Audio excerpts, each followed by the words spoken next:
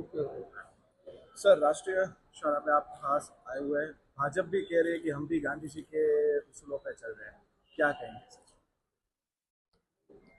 देखिए, मैं अपने आप को बहुत भाग्यशाली समझ रहा हूँ कि महात्मा गांधी जी के सानिध्य में बने राष्ट्रीय शाळा में मुझे आने का यहाँ पर मौका मिला और जो संस्था उन्होंने यहाँ पर बनाई, जिसके ज़रिए संगीत, शिक्षा का प्रचार प्रसार ये पूरे क्षेत्र में हो रहा है। अब मैं अपने आप को बहुत भाग्यशाली समझता हूँ।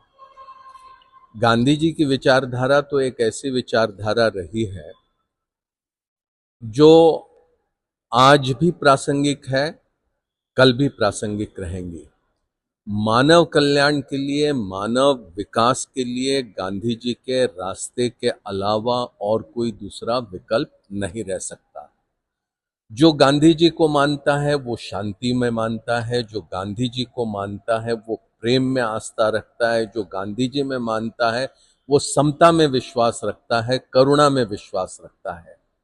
जो अशांति फैलाते हैं, जो हिंसा फैलाते हैं, जो द्वेष फैलाते हैं, जो नफरत फैलाते हैं, बोली में तो बोल सकते हैं कि हम समर्पित हैं गांधी जी की विचारधारा के प्रति, लेकिन अगर अपने कृत्य में अगर वो प्रदर्शित नहीं होता है तो मैं समझता हूं कि वो गांधी जी का रास्ता नहीं है।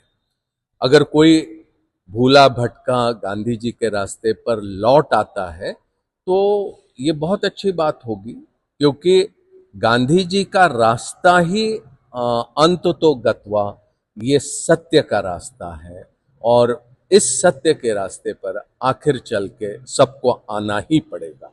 सर, राजकोट की स्थिति के बारे में बताइए। हम्म? राजकोट की स्थिति के बारे में बताइए। पॉलिटिकली काफी अप डाउन चल रहे हैं। क्या कहेंगे? देखिए, कांग्रेस पार्टी ने हाल ही में संगठन सृजन अभियान शुरू किया। पहला इसकी शुरुआत गुजरात से ही हुई है। नए अध्यक्ष बने, नए कार्यक्रमों को लेकर संगठन चुस्त दुरुस्त हर स्तर पर बनाने का काम शुरू हुआ है।